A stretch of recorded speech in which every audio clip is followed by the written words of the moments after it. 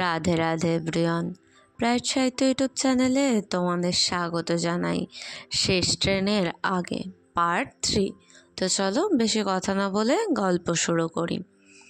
ইরার বাড়িতে পরিবেশটা পুরো স্বাভাবিক হয়নি। মা কিছুটা বুঝতে শুরু করেছেন, কিন্তু বাবার নীরবতা আরও কঠিন। ডাইনিং টেবিলে বসে সবাই খাচ্ছে, কেউ কিছু বলছে না। ইরা বুঝতে পারছে এই লড়াইটা শুধু বাইরের না, ঘরের ভেতরেও। ইরা আবার সেই চাকরির সুযোগটা নিয়ে ভাবতে শুরু করলো। মায়া বলল, তুই গেলে আমি আটকাবো না, কিন্তু নিজের স্বপ্নটা ছেড়ে দিস না। ইরা অবাক, তুই একা থাকবি? মায়া হেসে বলল, দূরত্ব কি ভালোবাসা কমে? যদি সেটা সত্যি হয়। এইবার সব কিছু ঘোলামেলা। ইরা বাড়িতে বলল সে বাইরে যাবে। কেউ খুব খুশি না, কিন্তু কেউ থামালোও না। মায়া নিজেই ইরার ব্যাগ গুছাতে সাহায্য করলো। কাপড় ভাঁজ করতে করতে বলল, এইবার কিন্তু না বলে যাস না। দুজনেই হেসে ফেলল। বিদায়ের আগের রাত। ছাদে বসে তারা আকাশ দেখছে। মায়া ধীরে বলল, জানো, আমরা যদি আগে বলতাম অনেক কিছু সহজ হতে পারত।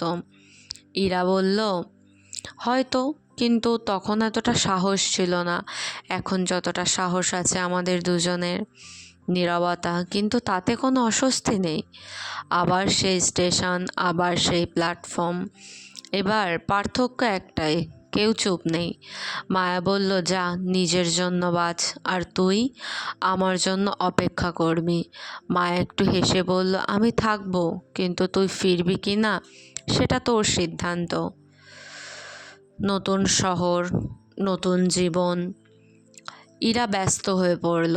অফিস, নতুন মানুষ, নতুন দায়িত্ব, সব কিছু নিয়ে। কিন্তু রাত হলে ফোনে মায়ের নামটা খুঁজে নেয়। ভিডিও কল, ছোট ছোট কথা, এভাবেই তারা দূরত্ব পার করছে। এভাবেই তাদের সময় কেটে যাচ্ছে। এভাবেই তারা ভালো থাকতে শিখেছে। আগে কাছে থাকতো, এখন দূরে, কিন্তু ভালোবাসাটা কিন্তু কমেনি। সময় যেতে লাগলো, কলেজের চাপ বাড়লো, কল কমে গেল।